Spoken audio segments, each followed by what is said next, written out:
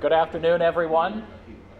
I'm Timothy Robson. I'm the Deputy Director of the Calvin Smith Library here at Case Western Reserve University, and this is the first of our 2008-2009 Digital Library Lecture Series. We always like to acknowledge our very generous sponsors of this series. The 2008-2009 series is funded through the Mario M. Marino Fund for Innovation and Application of Advanced Information Technologies, and the David Bender Endowment Fund for the Library Staff Development, and also the Baker Nord Center for the Humanities here at Case Western Reserve. We're very pleased to have our two speakers today, David Germano and Melvyn Goldstein. This is a special event for this lecture series, which we have now been doing for 4 years, in that this is the first time in our series that we have had a featured speaker from Case Western Reserve University. And we're glad that Melvyn Goldstein, noted anthropologist and expert in Tibet, is able to speak to us today. He'll be speaking on the topic From Basic Research to Digital Archive, the Tibet Oral History Project. And we have been following his project for a number of years here in Calvin Smith Library. One of our former staff members worked closely with him partway through the project. And then our second speaker will be David Germano, who is director of the Tibetan and Himalayan Library, director of the Center for Emerging Research, Scholarship, and the Arts, co-director of the Tibet Center, and an associate professor of Tibetan and Buddhist Studies in the Department of Religious Studies at the University of Virginia. I needed to read all of that because I knew that I would not be able to remember it. He's also a very noted Tibetan scholar, and we are thrilled that he was able to be with us today. Professor Goldstein and Professor Germano will be taking questions. There will be a time for Q&A, but we're asking you to hold your questions until they have both made their prepared presentations, and then there will be a time for questions and answers and discussion from the audience. So first, we're going to start with Professor Mel Goldstein from Case Western Reserve University. It's a surprise to be here, let me say, because when Joanne called me and said she'd like me to participate and lecture in this, I was speechless. I didn't know what to say. I said, I don't know anything about this. And she is very persuasive, and so she insisted I do this. Not insisted quite, but persuaded me to do this. And then, of course, the problem was after I said yes, not knowing anything about digital anything, what am I going to do? And so I decided that since I am a big supporter of the new digital wave in the humanities and the social sciences, and I'm the kind of professor that we're trying to reach here and other places, I thought I'd give you a short presentation and let David have the more time because he is a real expert in this. Give you a short presentation of how someone like me, a regular scholar who was an anthropologist, but I do a lot of work in the humanities, ends up from just doing research to ending up having a very large and complicated and I think important digital archive that'll be housed in the Library of Congress. So I'm going to go through how this all came about, and maybe it'll be a model for you to talk to colleagues about how easy and hard it is at the same time. Basically, I went to school and started in Tibet in 1960. I shouldn't say that, but it's a clue to how old I am. But the Dalai Lama fled Tibet in 1959, and the Rockefeller Foundation decided that since the Chinese communists were going to destroy Tibetan culture, which was what we all thought then, and that they would fund 7 institutes for Tibetan studies in 7 countries around the world. And they picked the University of Washington as the one in the United States. And I'm in the first cohort of students that went there to study Tibetan. It was so nascent at that time that nobody could speak Tibetan in the University of Washington. But it was the major center because one person could read Tibetan. So we went there at that time, and our mission, and it's still my mission, our mission is to study and preserve and understand Tibetan culture as it was, because we thought there would be nothing left. Of course, that turned out to be wrong. There's a lot left. Tibet is thriving in many ways. But that interest is where I started off in this. And so of the many projects I did, I became very interested in history. I actually have an MA in history. And it seemed to me that one of the key features was, what is the history of Tibet? How did Tibet end up under China in 1951? And so I set out to start to do a history of modern Tibet. It's ending up a long project. And the first part of it was the period before it became incorporated in Tibet. Between 1913 and 1951, Tibet operated as a de facto independent country. And so that marks a period of time when the Manchu dynasty in China fell. Tibet said it was independent, and they operated by themselves. And this is what Tibet looked like then. It was a, you know, you have to say pre-modern. It was a modern state because they were in the modern time, but their institutions were not what we would think of as normal Western or even Asian political institutions. So I started a large project on that, and that ended up in a book that came out, about a 900-page book on the history of that period. Then, of course, as I got that more under control, then the next part of Tibetan history to, I'm not sure save is the word, but to try to study, because we don't have many archives, and was the period when the Chinese took over Tibet in 1951, and their officers and army came, to when the uprising occurred in 1959. During that period, after a brief invasion of the eastern part of the country by the People's Liberation Army, the Tibetans signed an agreement with the People's Republic of China, which left the old government sort of in place for internally, but also being part of the People's Republic of China. And here's an event in Lhasa with the People's Liberation Army generals there and the Tibetan lay official, the aristocratic government officials, and then the monk government officials in the 1950s. So there was a project on that. But this is just regular research. And the first book came out last year, the history from 1951 to 55. The second book I'm working on now on that. And then, of course, after 1959, when the Dalai Lama fled into exile, the Chinese ended the old traditional system. They closed the monasteries. Red Guards rose, and there were struggle sessions against aristocrats and elites and lamas. And that's another period that I thought needed to be studied in detail. And so I wanted to work on that. The result of this was, for a long period of time, I had a number of what we can think of as modern Tibetan history projects. The trouble with modern Tibetan history is that there are no documents. The Chinese won't give you any documents. The old documents from the Tibetan government are not available. The British and the Americans have some documents, and I spent several years in London and in Washington looking at our archives, but that's like a drop in the bucket compared to what really happened. So we were left with what? I was left with interviewing the participants, interviewing the officials who were still alive, most of them, in the Tibetan government. And then in the 1950s, I was able to interview the Tibetan officials who were left in Tibet, who didn't come into exile, as well as Chinese officials who were operative in Tibet at that time. So basically what I was doing as the main part of the history is kind of an oral history, filling it in with government documents, any that I could find here and there.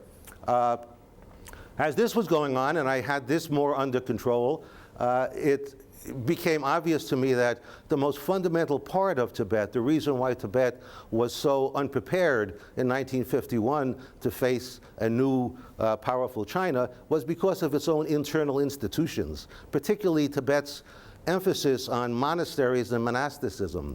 The old Tibetan government felt that its greatness was not the way we feel ours is, spreading democracy around the world. They felt theirs was helping the world through its religiosity. And they defined religiosity as not a single monk in a monastery someplace or in a cave, but as having as many monks as possible. I call it mass monasticism. And so in Tibet, they fostered monasteries of large numbers. This monastery, Drebung, 5 miles outside of Lhasa, this is 1923, had 10,000 monks. The city of Lhasa at that time maybe only had 20,000 monks. And here is a prayer session during New Year when monks gather. There might be 20,000 monks in here. Drebung had 10,000. There may be 20,000 monks here from around Lhasa. These are the monk guards that guarded this. So I thought that we're not going to understand and preserve traditional Tibetan history if we don't understand the monastic system. So I set out to do an oral history of this monastery of 10,000 people. After China opened up, they allowed me to interview as many old monks from Jebung as I could find, and I found a lot, as you'll see. So I did an oral history of the social, political, and economic organization of Tibet's greatest monastery in terms of size and stature. So I'm doing all this, and then at the end of these projects, I have a lot of projects getting older, and I sat around and I didn't do it this carefully, but I said, well, now where am I at? In each of these projects, I told the funders, the NEH, I'm not going to throw away my notes or my tapes. I'm interviewing people on tape. I'm going to archive them. That was one sentence. In those days, you could just say one sentence and get funded. And it ended up, there were a lot of stuff I had. I had almost 600 tapes, analog tapes, almost 800 hours of interviews, which at that time they weren't all translated completely, but now that turned out to be about 14,000 pages of single-space text. So I was at that point, and then of course I was still not satisfied because I wanted to make sure we understood the future generations of Tibetans and Westerners and Chinese, what Tibet was really like before the Chinese came, in the early years and afterward. So then I got the next thing. What about the common people? I'm dealing with the elites and the monks and all that. What about the voices of the common people of Tibet? And so I said, I need to do an oral history of common people. And I went to the Henry Luce Foundation, bless their heart, and they thought that was a good idea, and they gave me quite a lot of money. And so we started a project, and we went to Tibet, and we interviewed maybe 600 average common folk from villages, men, women, rich, poor, communist, non-communist, ex-monk, ex-nun, all kind of people, current monks and nuns. It was an exciting project. Of course, the problem is that are these people representative of anything, or are they so biased because they're in China now? I didn't think so. But being a social scientist, I thought, well, maybe I should do the same thing with Tibetans in India. So I got another grant, and we did another 200 people in India, an oral history. Well, this is taking forever, right? That's why I'm 70 and I'm still not done. So then, what did we do on this? Well, then, of course, there's no documents at all, really. We sat around, and here I am in some nomad's tent, and this is in a village. We just ran around to people's houses, and we taped them without little tapes on their shirt or anything, and the chickens are making noise. It was not the most carefully done recording session. But we ended up now with an enormous amount of data. The common folk interviews are almost 1,000 more tapes, and about 1,200 hours, 19,000 more pages. So I've ended up now at the end of this with about 33,000 pages of single-space archives, almost 2,000 hours. And at this point, I said, now I'm writing these books, they're getting finished. Now comes preserving it. I'm only taking a small part of this. I want to preserve it. This is just normal faculty stuff. This is where the digital world comes in. At this point, I had to say, what am I going to do? How am I going to preserve it so that other generations can look at this material and either reanalyze what I did, probably wrong, or use other parts that I didn't finish? Well, there were two obvious answers right away. One is, putting little notes on them and cataloging them in a conventional library sense, and have them in the card catalog and say the Goldstein collection, and there's so many pages of this and that and the next thing.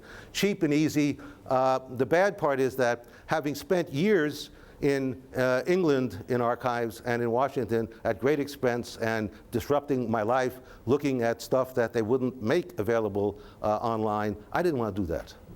I wanted students in Tibet in high school 50 years from now to be able to hear their own ancestors talking about their village life. And I wanted students in Thailand who are interested in Tibet, and people all over the world are interested in Tibet, the early period, the Cultural Revolution, all of this, to have that. Well, obviously then I had to go digital, and I had to have an archive that would end up online, open access from any internet cafe, including right next to the villages in Tibet I'm still working. 2 minutes out of the village, one of the villages I'm working, there's an internet cafe. Wouldn't it be nice if the next generation of kids from that village could come in and listen to people from all over Tibet talking? So that's where this started. How do I get from all this data, these interviews and tapes, to an online web archive? I had no clue. I knew I couldn't do it with cassette tapes. So I had to make digital tapes. I had known that much. I didn't have any idea how to do it or where to put the digital tapes after it was done. And the library was very helpful. Jared Bendis and that time Sharon Shinakariella were here. And they guided me through a lot of that to take these analog tapes and convert them into WAV files, which I'd never heard of. And now, of course, everybody knows MP3 files. But that was not a trivial amount of data. That was 500 gigabytes. At that time, we didn't have little portable storage things that hold a terabyte. So we had big things, and it was a real problem where to store them and what kind of format. And then it took roughly, it takes an hour to digitalize an hour, but that's not counting putting it in and taking it out and setting it up and turning the sound up. I don't know how many hours it really took. I just made this up. It must have taken over 2,000 hours. And I had work-study students for as long as I can know, working, wonderful students, so many of them. But it took 2 or 3 years of work-study students just taking the cassette tape and putting it in and digitalizing it and putting a number on it and doing it. And some of it is still not clear, so we're now, my work-study students are taking all the tapes and re-listening to them, and the ones that are not clear, turning up the volume. So I don't know when that's going to end. It's, you know, some of these things are easy, but they're really hard to do when you don't have experience and don't know how to monitor it. Well, then we went from that. That was manageable. That's the first digital world I encountered. Then these parts are just, you know, regular research. How do you translate the tapes? When you're doing historical research like this, interviewing the figures, you don't translate every single word they said. You've interviewed the guy and you listen to it and you know he said something important about this and you find it and you translate that part. So a lot of these things that we did for these histories over the years, these history projects, were not completely translated. And if they were translated roughly, not too carefully, because if we put them in the book, we went over it really carefully, but the rest, it wasn't going anywhere at that time. I didn't set out like I would now if I knew better and do this really perfectly so we wouldn't be redoing it 2 and 3 times again. So we had that, and this is not easy. I'm not going to bore you with the problems of this. The Tibetan government, in the sense that it wasn't a normal modern government, Tibet had no newspapers, radios before the Chinese came. So the government language, the terms used are very different from everything else. Specialized terminology, so it's hard to understand unless you were part of that government. A young Tibetan growing up in India now could be perfectly fluent in Tibetan, read Tibetan newspapers, speak the language, could not understand what these guys are talking about. He'll get the verbs, but he won't know the content because of specialized words. Then the monastery study, they have their own language too. Special names and rituals and events, really complicated to translate. The common folk interviews, they're speaking normal village Tibetan, but Tibet is full of dialects. And Tibet was didn't have road systems too well and that, and so the terms for volume measures in one area are different than the next area. The verb endings are different. They're hard to understand, not because of so much special words, but because they're different dialects. When the Chinese came, then they borrowed Chinese words. The Tibetans in India borrowed Hindi words. And so you have people talking with a lot of stuff. It was very hard. In addition, Tibet has a terrible problem of the pronunciation is not close to the spelling. So this word is said Journey Chemo, but it's really spelled Magron Guinier Chemo. And this word Sendregasum is actually spelled Se Bras Dagasum. So in order to get an archive, it's not possible to go from the sound easily to how the words are spelled. So to give people 20 years from now some idea of how these words are really spelled, we had to put this in. That was an enormous amount of work. This is the academic side of it. The academic side also had a digital side when it came into the fact that in addition to these spelling problems and just finding somebody who could translate is carefully, there are lots of words like Journey Chemo and Sendregasum and Makba and K, which don't have easy English translations. Makba is a man who goes on marriage to his wife's household. Normally, the wife goes to the man's household. A lot of people say, I was a Makba, my son was a Makba, and that. Do I put every time Makba occurs in parentheses, man who goes to a wife's household? I'm not going to do that. No, I decided not to do it. Sendregasum really means the name of the 3 monasteries around Lhasa, Sera, Drebung, and Gandem, 3 great monasteries like the one I showed you. But Tibetans don't say, I went to Sera Jebung and Ganden, they say Senjai Gasum. So do I put that in bracket after everyone? Because everyone's not going to read from page 1. They're going to search on these things. So I decided I needed a glossary.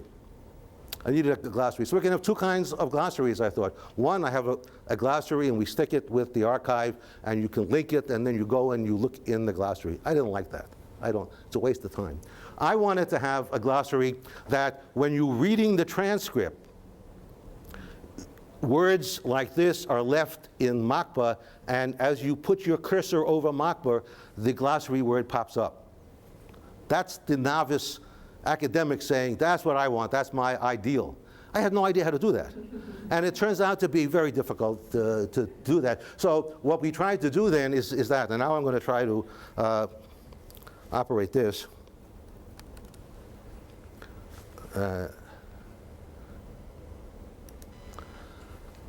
In order to do that, first we had to have a glossary and a structure. And I had no clue, it was very hard. I finally found an expert software programmer here, not in the computer sciences department, not in the IT department. He's a Chinese graduate student in biomedical engineering. He is a genius. He did this in his spare time.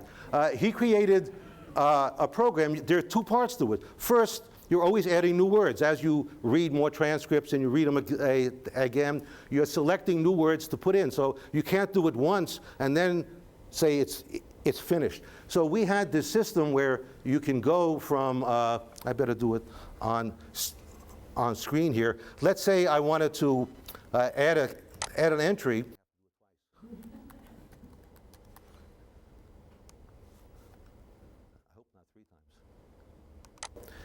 We have this glossary, and you can add entries.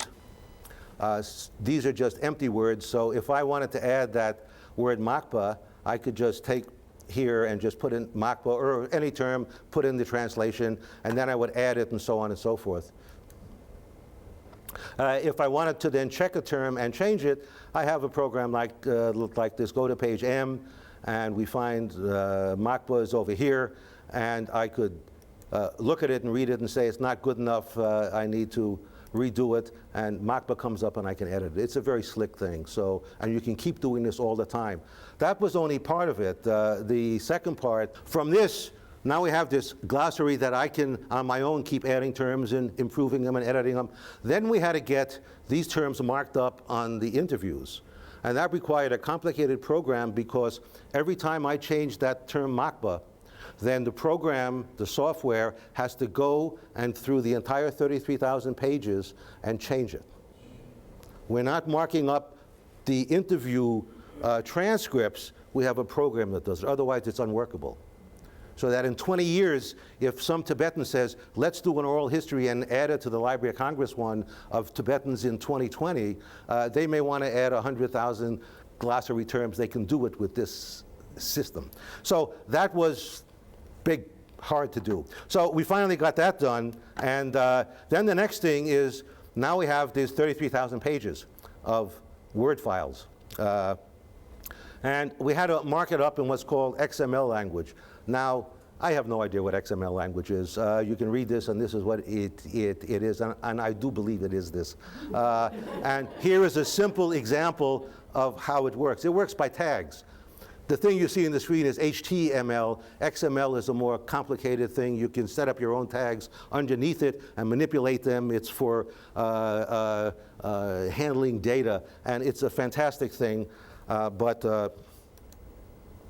this is what our actual XML thing looks like. Linda Cantara, who was the metadata librarian here at the time, was fantastic, and she got interested in this, and she helped enormously. She didn't help, she did it enormously and spent a lot of time, and she set up the entire XML tagging system, markup language system for this project, changed it several times as our sophistication changed, wrote protocols for all the undergraduate students, thank God for them, work study students, took all 33,000 pages and marked them up like this. This is the metadata section of each interview. You want to have a lot of data. We can only show some of it. We can keep some of it back. It's a very sophisticated system that allows you to do a lot. I just picked a couple here. And then every interview has to be marked up like that. This is the one on the left is what it actually will look like on screen. Each of those sentences or paragraphs are marked up like this in XML language. That is quite a task. And if you make a slight mistake, you see it starts in a U and it ends in a U. If you drop one and you want to open it, you get a red X on the screen that it says unformatted file. And then you got to go through the whole thing to find what little thing is missing and correct it. It's challenging. I didn't expect to have to spend this kind of time on that. Well, when it's done anyway, I have a glossary that's linked to an XML file that it's easy to write a program to an HTML file. Now we're ready to say, let's make it an online website. Well, then where to put the thing? You could put it in a university library like CASE, or you can put it in some national level institution. I thought in my own case that I think this is an important resource for future generations of Tibetans and Chinese, let alone scholars. It's a large data set that I wanted to be sure that 30 years from now, this will be still up and you can go to your internet cafe and open it up. Now, I don't even remember what digital world was like 30 years ago in the US. So I have no clue what it's going to be like 30 years from now.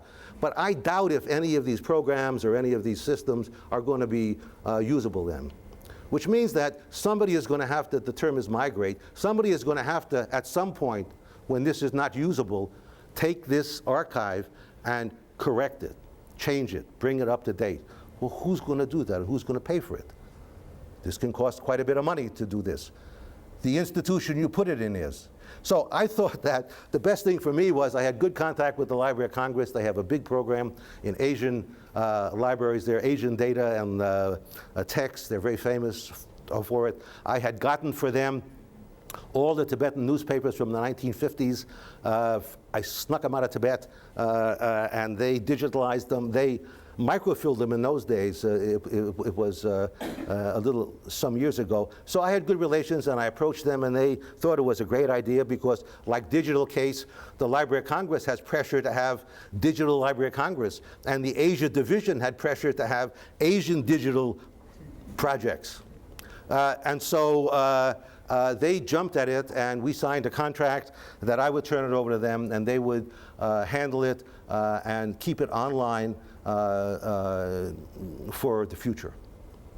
Their part of the deal is, in perpetuity, they would keep this online web functioning. And so I signed the agreement, and I've been working with them ever since then. Well, there's an initial page of this Library of Congress proto-website. So I turned over all my material there, and this is the way, because I don't know what I'm doing, so I was thrilled to turn over everything we had done and say, now you do it. However, this is not easy there either. The Library of Congress is very worried about people hacking in. This is the US government. They're really worried about it. I cannot talk to anybody in IT. They will not tell me what programs they use. I talk to an intermediary person who then talks to IT. So if I said, in advance, I said, can I use Java XYZ? It wouldn't tell me. So I did whatever I want, used some Java language, and we wrote up all this stuff, and we sent it there, and then they did it. And I don't know what they did, but so we end up with, you can search on all of the interviews by almost anything. You can also look at the historical set of interviews in order and pick one. Like this one, we picked the first one here. Each one has an abstract that's written, and then you have the text. Here you can see the markup system. Do you see it here? Tsondu is a Tibetan word.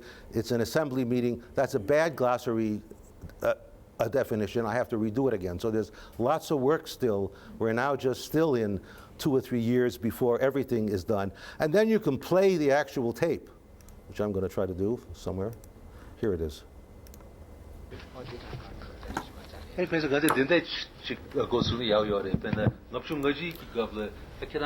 is the first sentence. That's me saying, I'm saying, in 1951, what work were you doing? Tibetan has a lot of filler, so there's a lot. He still hasn't really said anything.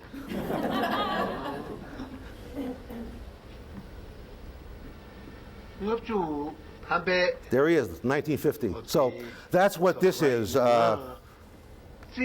So we have a system now that you can go online, you can hear the guy talking, you can follow him down. David has more sophisticated ones where they're put in at the same time and you can match it line by line. I wasn't able to do that. And you can listen to it as you go through and you hear, what is a true Nichemo? You put your cursor over it and you get that. Pretty effective. I'm really thrilled by this. Yeah.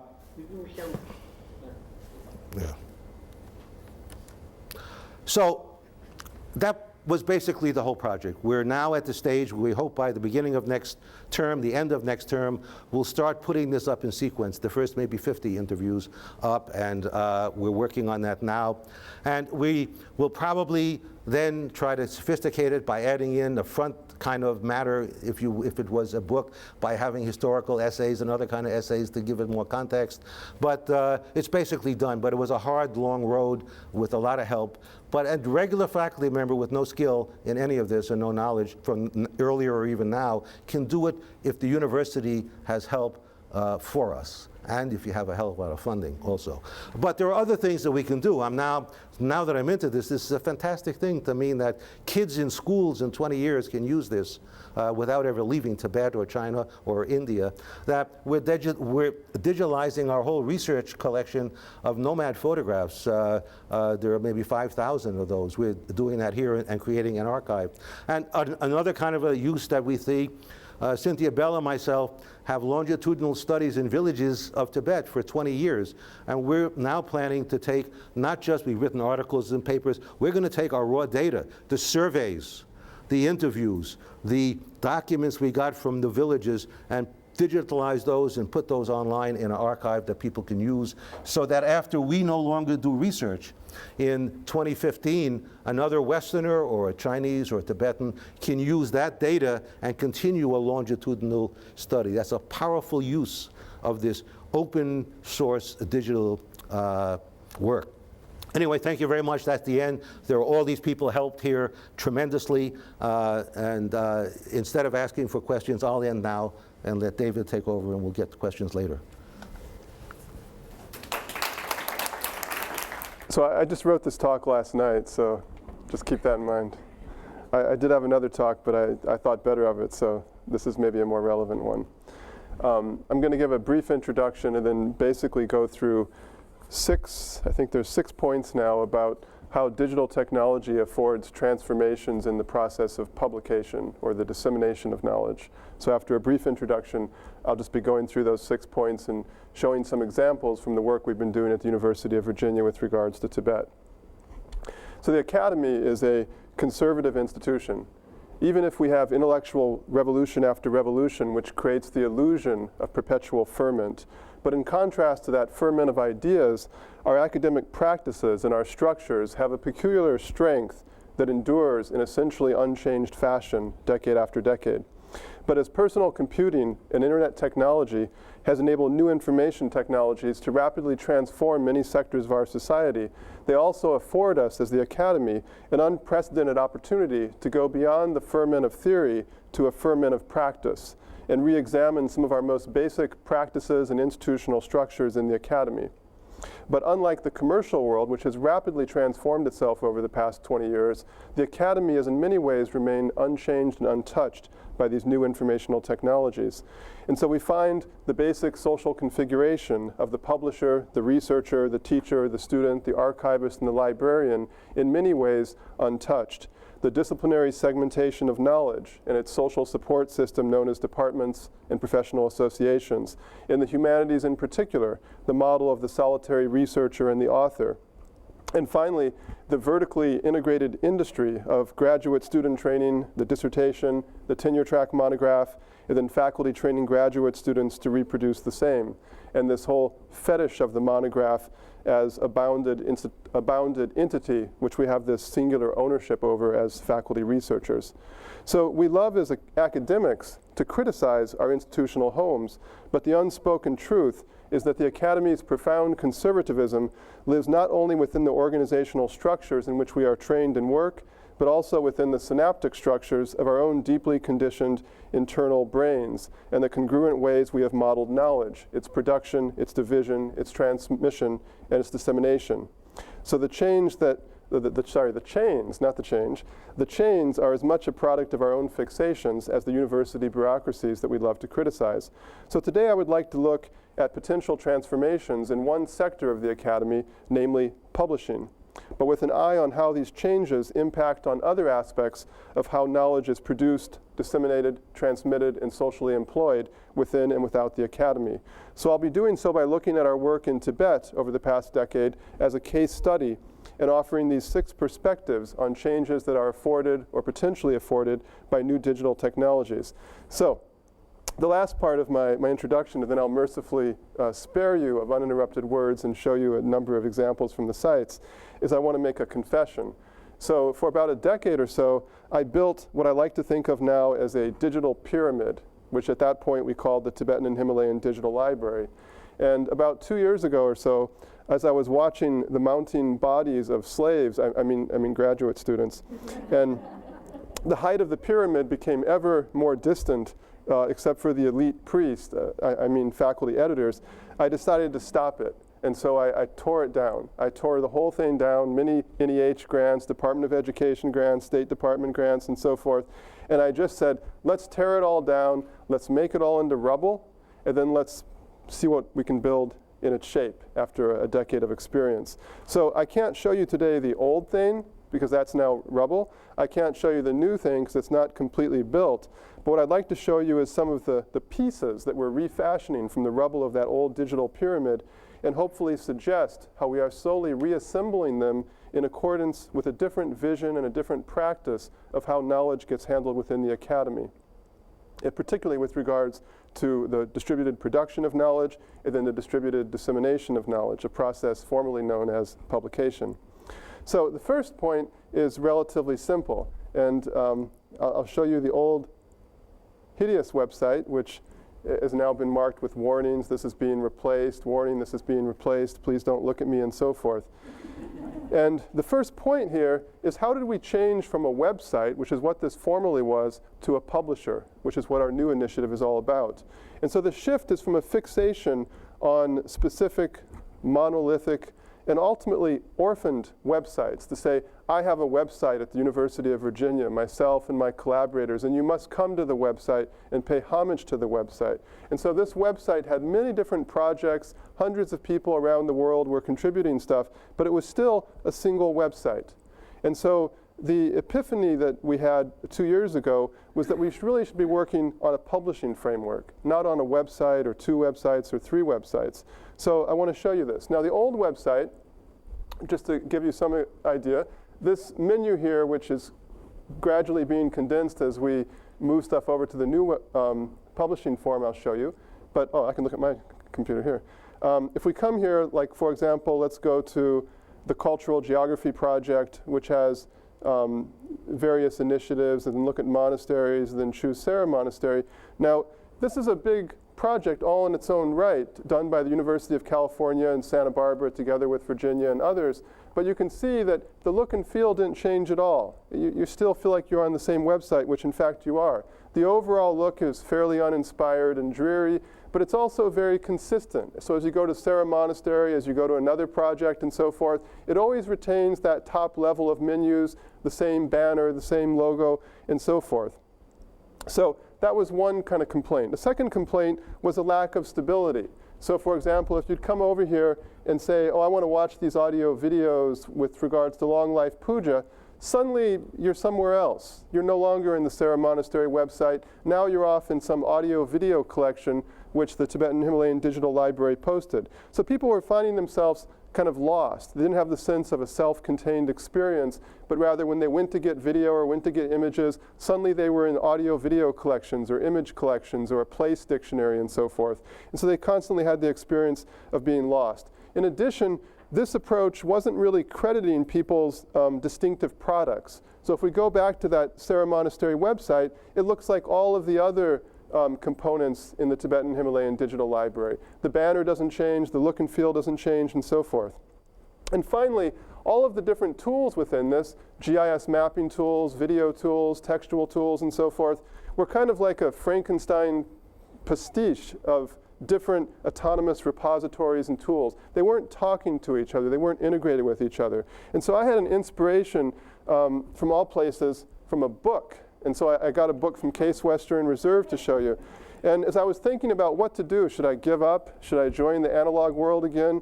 I was looking at a book. And when I looked at the book, I thought, what a wonderful thing a book is. And there are certain things. First of all, it has a cover that has a distinctive design. Now, I don't know what this one's about, but it's the Morkai Battalion, whatever. So, but it's a purple picture, this dark guy in a leather jacket and so forth.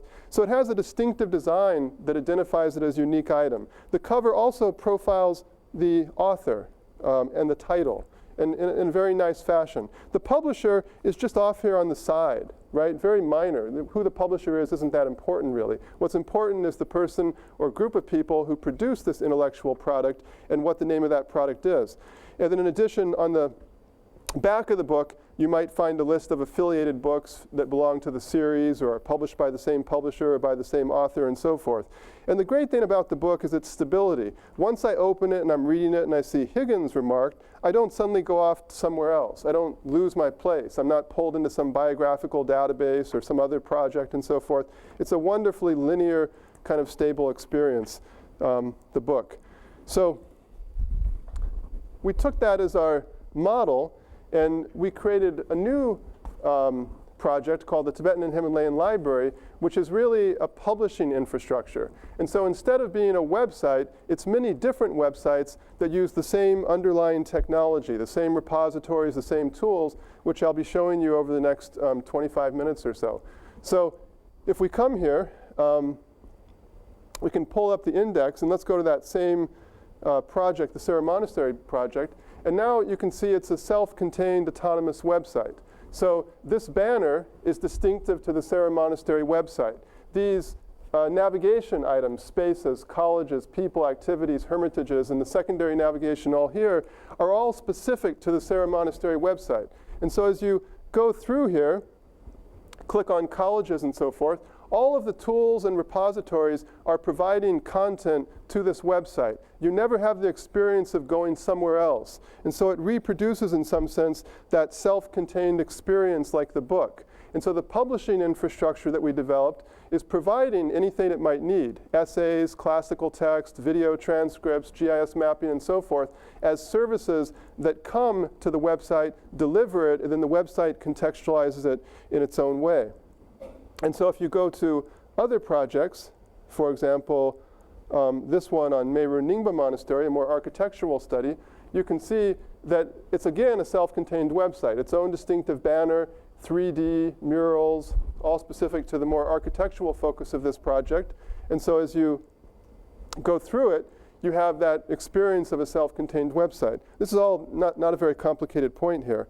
So the advantages of people within a particular disciplinary association, or in this case, people who are working in area studies of Tibetan, the Himalayan region, using this kind of common publishing infrastructure is, first of all, they don't have to develop their own infrastructure, which Mel just gave us a classic example of the pain and suffering one has to endure to develop one's own infrastructure rather than focusing on the intellectual content per se.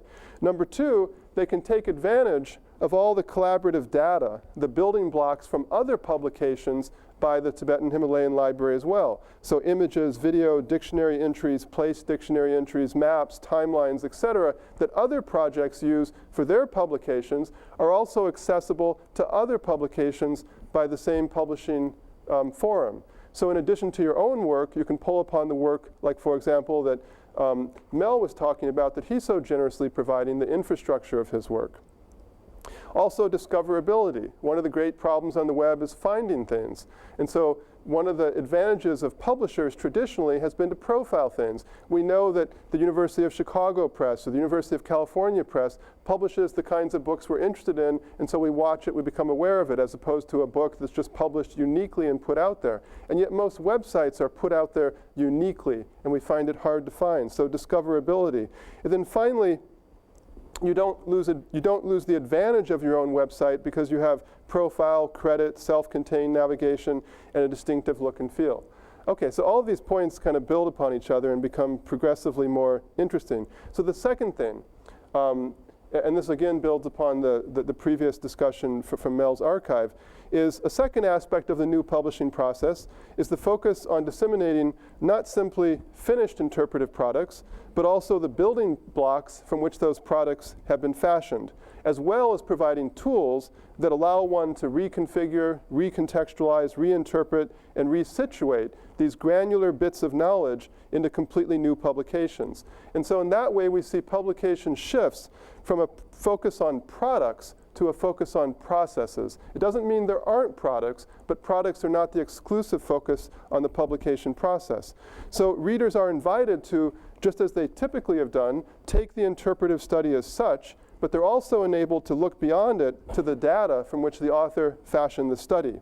And even further, to take that data and utilize it in completely different ways in a potentially open-ended and ever-expanding series of publications that come not just from our appraisal of the finished work, but also our ability to directly work with the information gathered, the analysis and interpretive work that the author made in the process of creating this interpreted study. So examples include the audio and video taped interviews from which ethnographic studies are done, statistical survey information, small studies of terms in the fashion of a dictionary, sketches of geographical features that we might find in a gazetteer, thematic bibliographies, small translations or summaries of translated chapters or short text, a far larger body of photographic documentation than what emerges in any published work, and much else. So I'm going to show you a couple examples. I think, I'm leery of closing all this down. So here is, this is an older version because the newer version isn't quite yet finished of our audio video management system. So we can go over here and see various kinds of collections. And let's choose Lhasa. So, and those different collections were like domestic things or business and so forth. So these are various video collections that we've done over the years or archived over the years on the city of Lhasa. So you have Three's Company, it's kind of a narrative series, two children talking at the drama group office, and we can just choose one at random, Two Young Men in Lhasa, which was my attempt for the purpose of language instruction, as well as helping people understand what the contemporary Lhasa society is like. I had two men get together and basically do what two men do, namely talk about the things they talk about in Lhasa. And so there's the name of the series, and then we can go ahead and say, give us all of the titles. And then we can just choose one and say, play media, and it will pull up a transcription of the speech, and then also we can listen to these two guys talk. I sometimes had to tutor them about how to talk because they were a little bit shy in front of the camera, but once I gave them a few concrete examples, oh, no sound. It seems like it's on.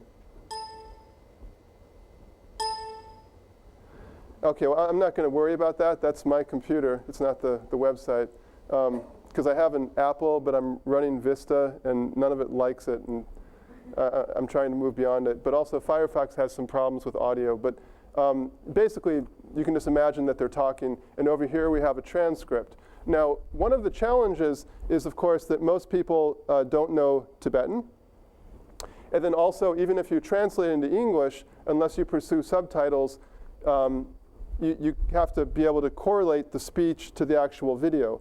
And so one thing we've done is build a tool for authoring these transcripts as well as playing them back. And I'm sure the sound probably is not going to work here either. Okay. So this is a tool to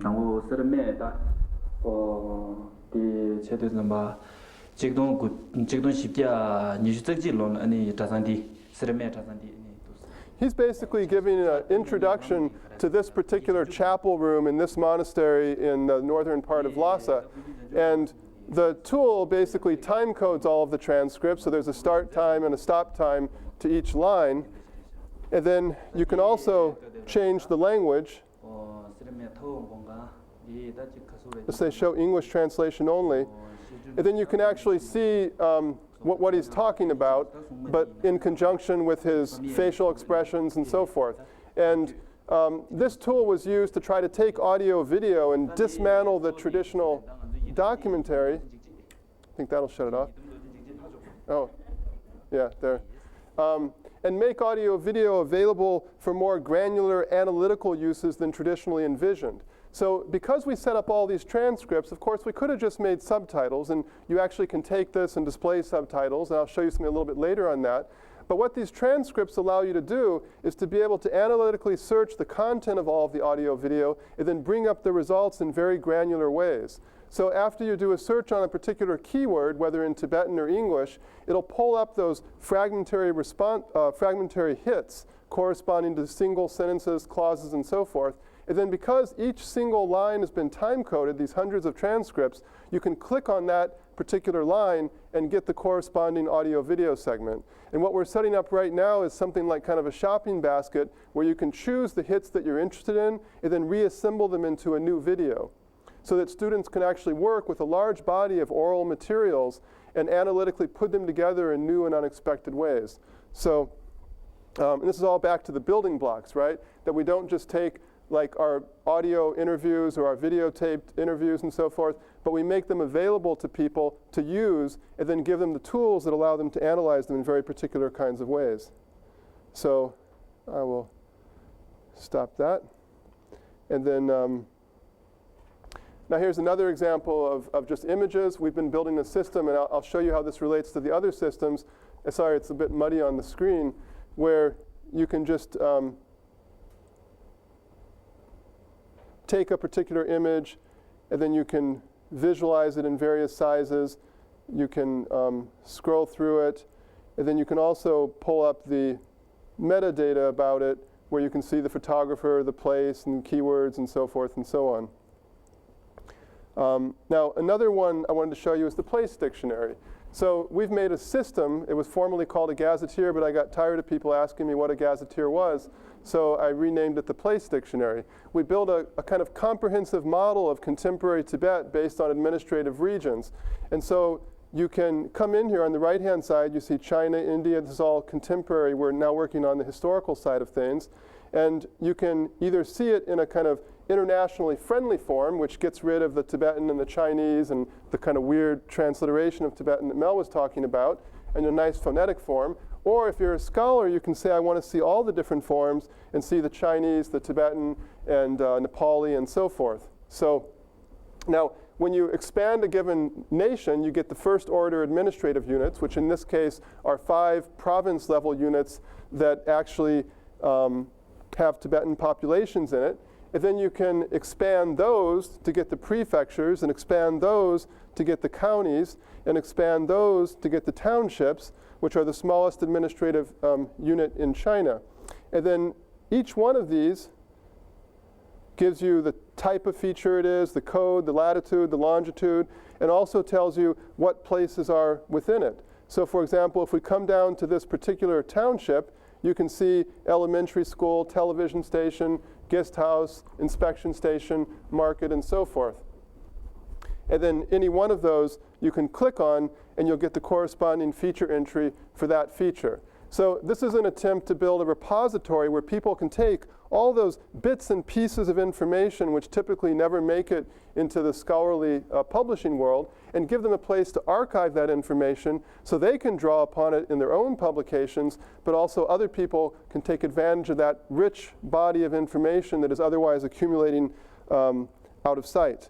So that leads me to the third point, which is what I think of as the dark archives of scholarship.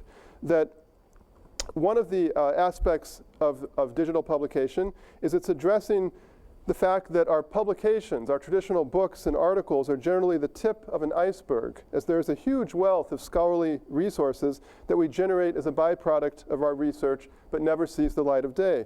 traditional publishing forms, and increasingly so, simply don't provide a coherent or reliable means to disseminate such information, much less make it easily accessible and useful. So digital forms of publication allow us to take the most granular type of information, the location of a specific place or the etymology of a specific word and so forth, and make it available in bits and pieces to other people, as well as take more extensive kinds of information that is typically seen as excessive and of no interest to the general reading public by our academic publishers, and providing structured forms in which these can be combined with other contributions from other scholars. And so in this way, a large body of scholarly production of knowledge is slowly emerging into the open, which then galvanizes potentially much greater forms of collaboration and synergy. So I'll just show you a couple of brief examples of that. Which one is this? Oh, right. Okay. So this is a tool that we built to basically keep track of controlled vocabulary, or what people sometimes call basic ontologies, namely a particular field of knowledge, such as plant types, or language trees, or Tibetan rituals, or Tibetan literary genres, and so forth, and formally represent this as a nested series of categories and subcategories.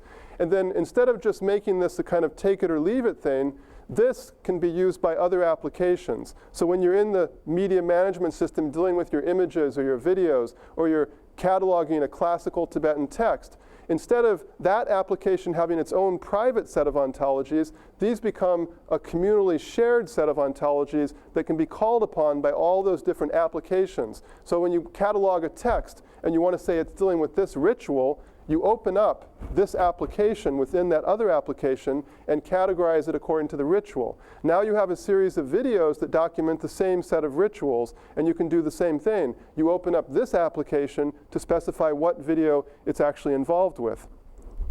And so if we look, for example, at a map of Tibetan ritual knowledge, so activity rituals, agricultural rituals, alchemical rituals, and then each one of these, the plus sign means you can expand it out and see subcategories.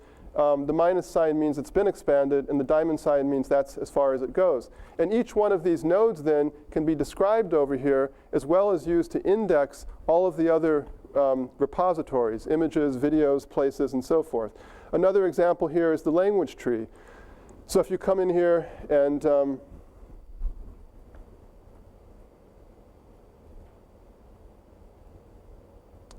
well, for some reason it's running a little bit slow, but you can expand Sino-Tibetan to Tibetan, Burmese. People always ask me, what is Tibetan? How is it related to Chinese and so forth? Well, the answer is unfortunately more complicated than you probably ever want to know.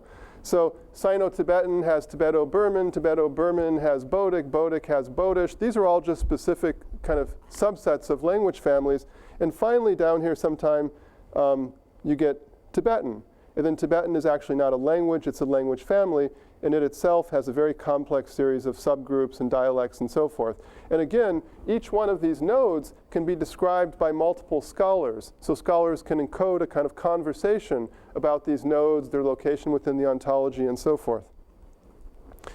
And then over here, just real briefly, is another place, remembering the topic is basically the dark archives of scholarship, just to remind you where we are. This is a tool we built to build essentially a kind of rich historical dictionary of the Tibetan language. And it was inspired by the Oxford English Dictionary, where you had a kind of bunch of cubby holes in London where people were sending in slips of paper documenting how this word is used in this newspaper, in this text, in this time period. So we decided to make a series of digital cubby holes where people could slip things in through the web and say this Tibetan term is used in this way in this specific time period. And so here you see a particular word, and you have etymologies, you have quotations, you can expand the definitions, then find out the usage of that word in particular texts and time periods, and it also assimilates many other dictionaries. So that's another example of giving scholars, not simply professional dictionary makers, a way to take that rich knowledge they have of terms and their changing meaning over time and actually archive that information. Okay, so I'm going to go a little bit faster now. The fourth issue, just to briefly talk about, is services, is thinking about publishing in terms of services, again, rather simply than products and kind of singular ownership. And so the basic idea is that our scholarly products, in addition to saying, here's my website, here's my book, here's my article, here's my map, and so forth, is we begin to think of our scholarly products as being things that we offer up to the web, up to the kind of full academy, as flexible services, as streams of information. Not getting fixated on telling people, come to our website, see our website, but say, look, if you follow these standard protocols and so forth, we're offering our maps, our text, our scholarly essays as services that you can take and using your standard compliant website, incorporate it into your website, situate it with other kinds of materials, and make something quite different. And in this way, scholarly knowledge production becomes something different than simply the production of a series of discrete products, take it or leave it, but rather, just like with the transcripts, they become a live, dynamic nexus of activity where information and knowledge is rapidly flowing and streaming in multiple directions and being configured and reconfigured by people you've never even met before in a much more rapid fashion. And I tend to think of this, because I do a lot of work in Tibet with community organizations and so forth, as a somewhat different academic posture, namely one of humility, something always not so familiar to us in the academy, that we as faculty don't just write take it or leave it monographs, take it or leave it documentaries, but we also think of ourselves as being service providers. It's not just the library and the IT world that are service providers, but perhaps we as faculty could be service providers. And what we offer is services of knowledge. And we offer these in a way that other people can take them up in a very rapid fashion, configure, reconfigure, use them in their own work in very interesting ways. So I just have two very quick examples of that.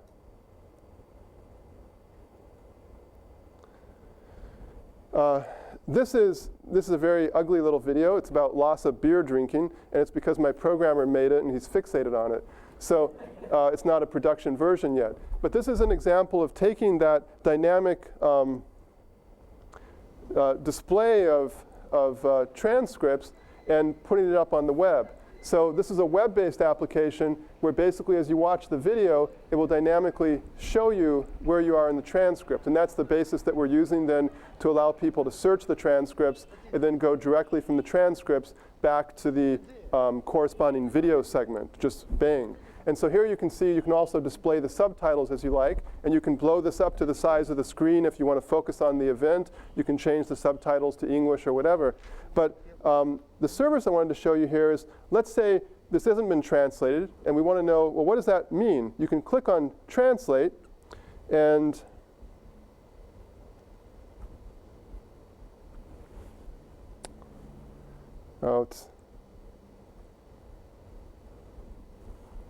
my computer seems slowed down. What it should be doing is taking the dictionary that I showed you, and instead of just saying come to the dictionary, it's using the dictionary as a service. So it takes the Tibetan words and it parses it down into the component words, and then it brings out definitions for each one and displays them right here. You take my word for it that that's what it does. Oh, there it went, sorry. Of course, as soon as I clicked on something else. So it took the Tibetan and it broke it down into component words, because Tibetan doesn't mark the boundaries of words, it only marks the boundaries of syllables. So it uses the dictionary to parse it into the component words, and then it brings out English definitions from multiple dictionaries for each one of the words. So in that case, the dictionary is being used as a service in conjunction with this process of reading transcripts. And another example of this is, here's the place dictionary that I was showing you.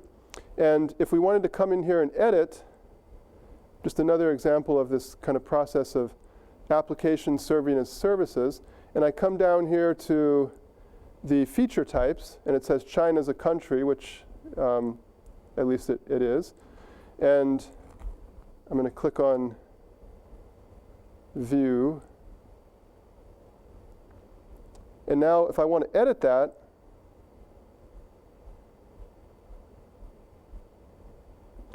when I click on that, what it does is it brings up that kind of knowledge map builder or that ontology builder from the other application as a service, and that's what allows us to specify what type of place that is. So here we see that one application that keeps track of all the controlled vocabulary, providing the controlled vocabulary back as a service to the place dictionary for typing its places. Now, maybe a better example in terms of academic content production is all of the work we've been doing over the years with regards to cultural geography, documentation of monasteries, and so forth. We're now repurposing all of that work for a big project together with the National Geographic Society and NGO and actually the Chinese government to promote more communally responsible forms of tourism. So when tourists come here, they can access the maps, they can access the information about monasteries, all of that scholarly work that was done for peer-reviewed academic publications, but now it's being repurposed as services to promote this other project that tries to sensitize Han Chinese and international visitors to Tibetan communities as to more positive ways they can interact with the communities than the kind of commercially exploitative forms of tourism that currently dominate it. Okay, so I'm almost to my last major point, which has to do with the automated kind of interconnection of text and other medias. So a fifth element of utilizing these common digital publishing environments is the capacity to dynamically interrelate various forms of media and diverse formats of information. So this includes the automatic configuration of affiliated resources that come in from different projects. So you have, like, let's say 30 different projects, but they're all using the same publishing forum, the same publishing repository. And as they come in, because they're all using the place dictionary to georeference things, they're all using the timeline to date things temporally, they're all using the knowledge map builder to express the kind of subject matter. The system itself, basically, without any kind of conscious intent for collaboration, the system itself begins to assemble materials together and express dynamic connections and configurations. So I'm going to show you really quickly a couple of projects that show how this has been done deliberately, and I think you'll get the idea about how it can be done without deliberate collaboration as well. This is a project on Sera Monastery, where a number of different people working together created this map of the monastery, and the map has different layers, so you can see the different colleges, and then you can also turn on and see the different kind of colors. So each one of those colors represents a different kind of building, and then when you come to these buildings and you put your mouse on it, it pulls up the name of the building from the place dictionary, and then when you click on the building, it takes the feature ID for that building and it poses it to the image database to get all of the images that correspond to that particular building. And so you can then say, show me the images of that building. And then when you click on any one of the thumbnails, it pulls up the full picture, but it also pulls up the metadata from the image database that describes for you what's happening in that photo, who took the photo, and so forth. And the same way you can pull up other kinds of medias, in this case, QuickTime panoramas that were made to visualize these different spaces. And so for that particular space, you can kind of rotate around and get a sense of the architectural space.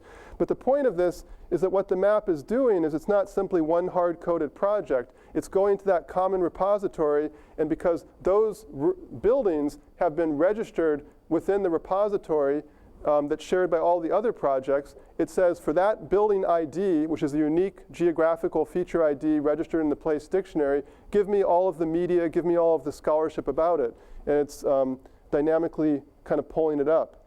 And in the same way, just go to the index, go to a different project. Here's that more architecturally focused project on the Meru Ningba Monastery, where here you have the same thing being done, but it's done on a room-by-room basis instead of building-by-building. So I just put on the floor 2 plans, and when you come in here and you click on any particular building, it pulls up the description of that building from the place dictionary, and then it also pulls up all of the media that exist, and the media's metadata comes from the place dictionary. So there you can see, and you can also pull up these kind of panoramic views to get a sense of the architectural space and so forth. So one other example of this, here is a kind of knowledge map or ontology of Tibetan literary genres. Again, you can, this is from the older site, you can expand them, and then when you click on a particular one, like annals within historical literature, it shows you the index of all of the various resources with regards to annals. Audio taped oral commentaries, this is 20 hours of someone talking about this particular annals of the 5th Dalai Lama, or electronic text, or bibliographies, and so forth. And if you click on any one of these, although God knows why you'd want to listen to 20 hours of commentary. But you can go ahead and play Nordrang Organ, who came from the Tibet Academy of Social Sciences, where Case Western has had so many relationships over the years. And you can both get the transcript and a translation, if there's one available, and listen to him talk for 20 hours about the annals of the 5th Dalai Lama. So I think I'm stretching your patience, even though I did begin late, so I'm technically speaking 4 minutes within my 40 minutes. But let me just skip a few other examples, or I'll show you one other, which is, here is the media management system, where you can see that you can browse through places. These are the administrative regions of the contemporary nation of Bhutan, and for each one it shows you how many videos, how many images have been indexed by that place dictionary entry, and then over here you can watch the videos and get the images. So you can go in either direction. You might find a video you're interested in, and the name of Chukhor in Bumthang in Bhutan will be hyperlinked to the map of that place as well as the feature entry for that place. In the same way, if you search the place dictionary for the reference to Bumthang and you find Bumthang, you'll see that these images and videos and panoramas and essays and so forth have been indexed in that way, all by virtue of people using a kind of common set of repositories and tools. Now, if we come back here, one final point to I think that original point I made about books being self-contained experiences, we've kind of been focused for the past year on trying to recreate that stable experience of reading a book where you don't lose your place. And so I wanted to show you an example of that, but also suggest how we're trying to go beyond that. So if we come here to the Sarah Hermitage's project, which has maps and articles and places and so forth, and we click on one of the essays about one of the particular hermitages, and I chose this at random, so of course it has doesn't have what I want. Try this one. You'll see that you have like a field of stupas, self-arisen images, and so we made these so that all of the connections like this are basically called like lightbox pop-ups, where the back darkens out and you get a pop-up of that particular image or map or feature entry along with the metadata from the image database. And this was all done to try to help emulate that experience of a stable reading. So as we read through the essays on hermitages, we don't lose our way through this kind of non-linear experience, but rather all the different links kind of come up and we can consult them and go back to our reading. Now, one thing we've been talking about working on is an alternative way, which instead of having all these pop-ups and so forth, that basically we create a way that people can track their reading experience. So you can make a decision, I don't want a linear reading experience, I just want to explore my way through this website or series of websites and take it wherever it takes me, but then make it so people can actually record their tracks and then pass that experience of reading in a particular way across multiple websites and projects and pass it on to their students or simply archive it for their own reference. Now, the final thing is number 6 is distributed knowledge production, and I'll just basically skip over that. But one aspect of this is facilitating collaboration. All of the different tools I've shown you have online editorial features. So you can come in here, this is the dictionary. Every little etymology, every little quotation, every little definition is a granular bit of information, a granular object that someone can come in who has editorial rights, add, the credits preserved, and so forth. So all of these applications I'm showing you have online editorial facilities. So essentially they create a big shared desktop in the internet that multiple scholars can use to collaborate together.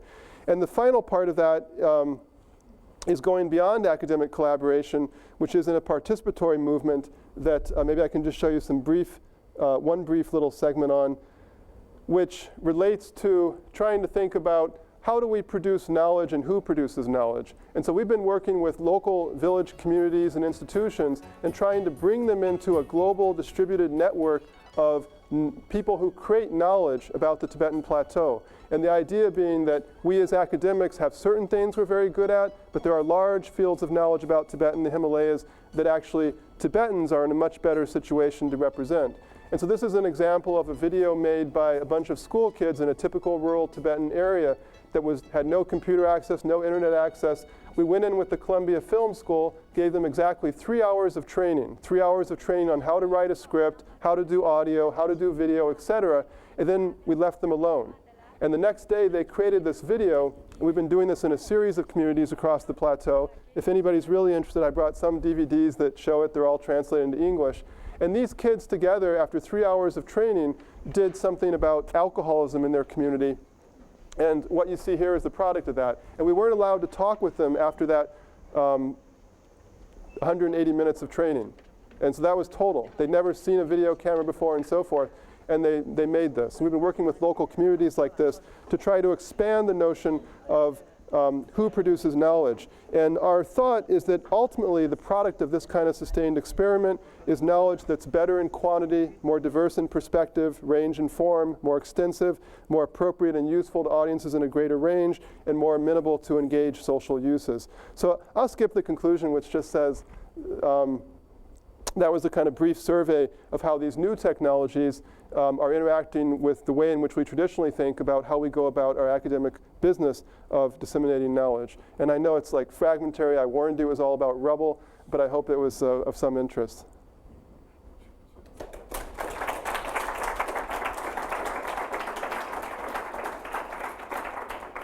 So I think we just have a little time for questions for either Professor Goldstein or myself. Generation of historians using all of these tools and technologies to basically gather or extract data from older historical media. So you have all these texts that are scanned in.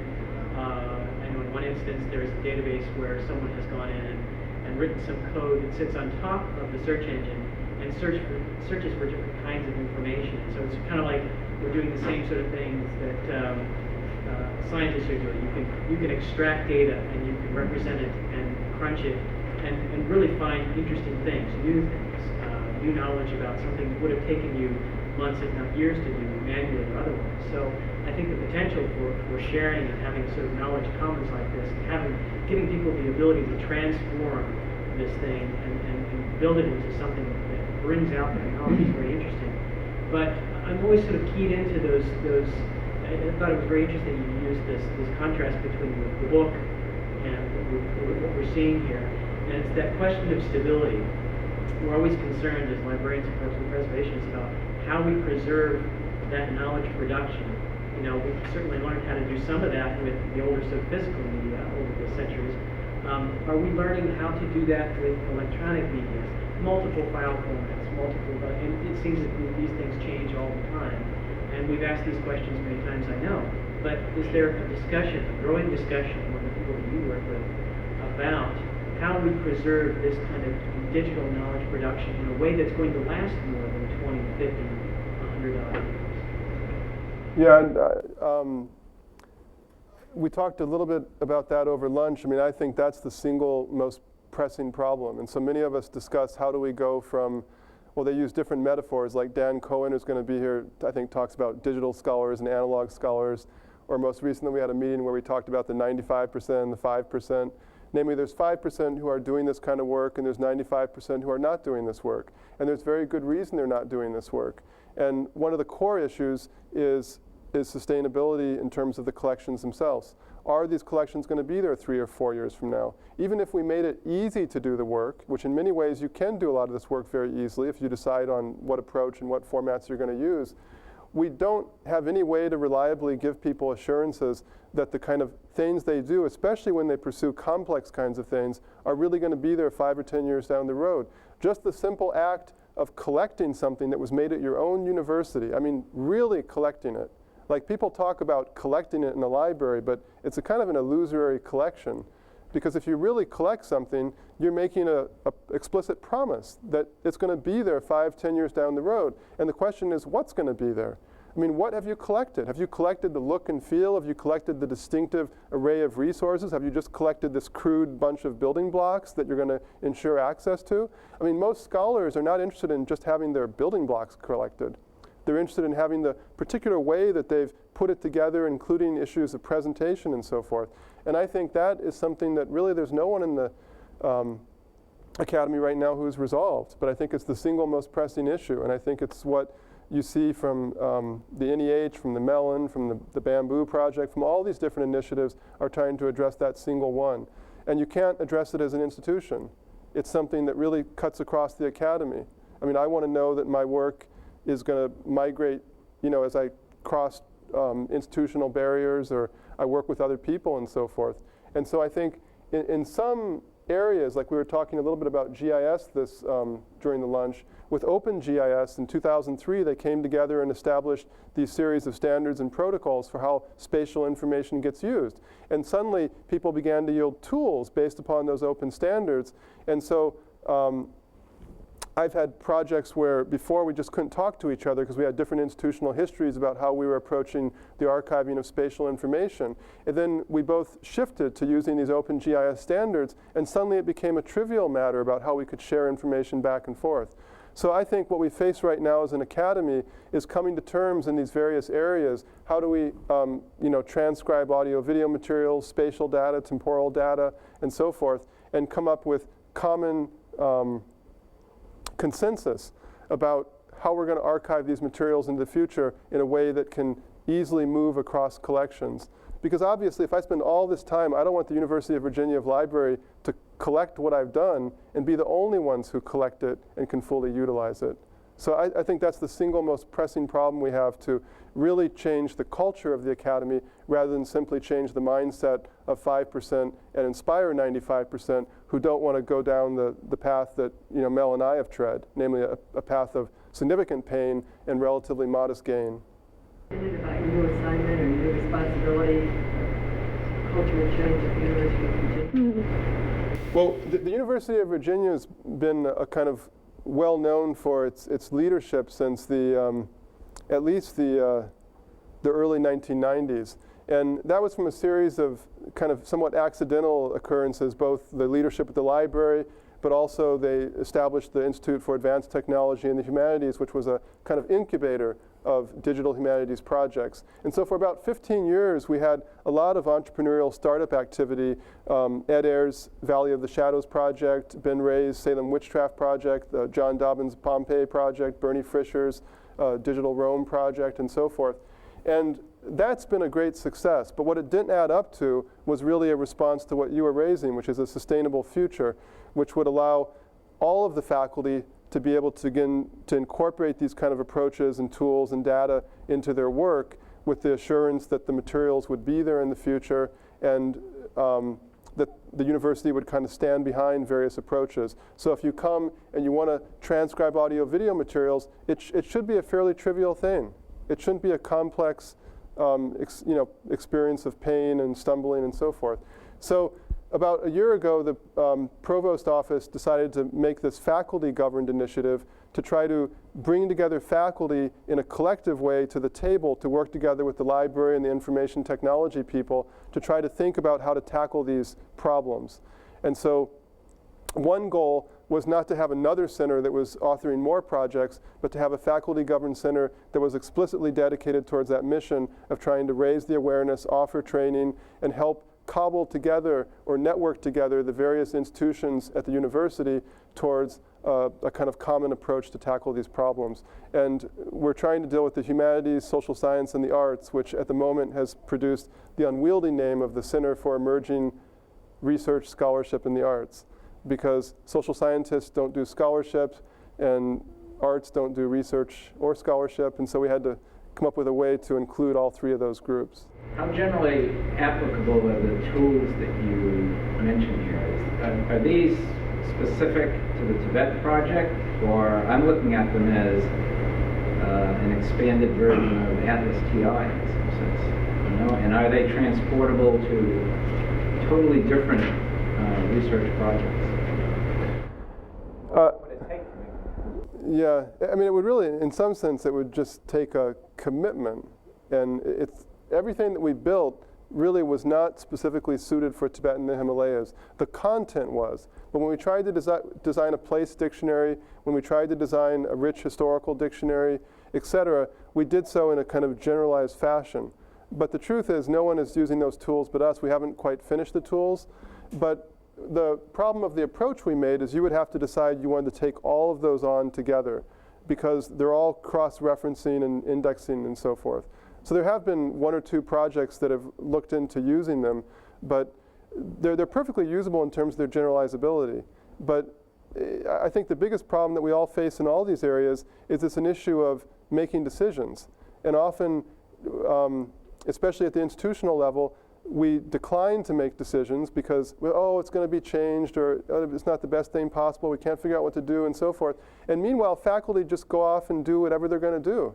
And that adds up to be an unsustainable mess. So I did what I did. I don't think it's like appropriate for me to be creating all those things, but the university wasn't providing them, and it wasn't clear in terms of the open source world where I could get exactly what I wanted. So we had the opportunity to make them, just like Mel did, and so we made them. They're perfectly usable by other people for other purposes, but as an institution, you'd have to make that daring commitment to say, oh, we're going to commit to that or use that. And that may never happen, frankly. But at least they'll be usable for our work, and everything is being done in a highly structured way, so if we had to, they could be migrated somewhere else in the future. Yeah, would that involve technology transfer? I mean, if I'm thinking how that might work on this campus, you worry about involving people in technology transfer and, you know, copyrighting the intellectual contribution of these tools and so on. Well, these tools are all open source, and we had a meeting recently in Maryland that was sponsored by the NEH and NSF to talk about this issue about tools in digital humanities.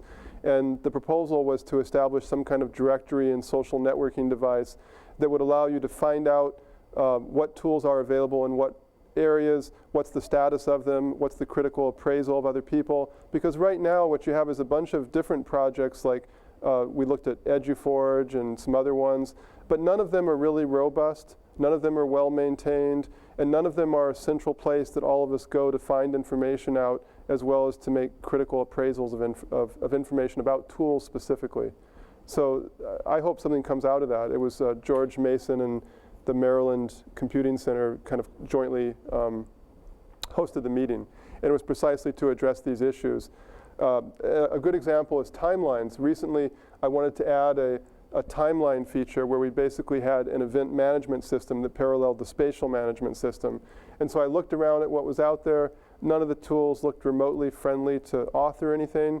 There's some really nice X-Timeline, Dippity, very nice free tools that are up on the web, very easy to use, very attractive, very flashy, but they're not things you can necessarily download and use within your own system. They're also not suited specifically for the kind of academic problems one has with time or with space, which are different from the kind of popular use of them. And so I just decided to go build another tool that would slot into our particular system. But you know, it was not easy to find out what was going on, and it wouldn't surprise me at all if someone's building a much better thing at Berkeley or New Mexico or wherever. But I have no way to easily know about that other than just ask people for, you know, information or tips or what they know about and so on.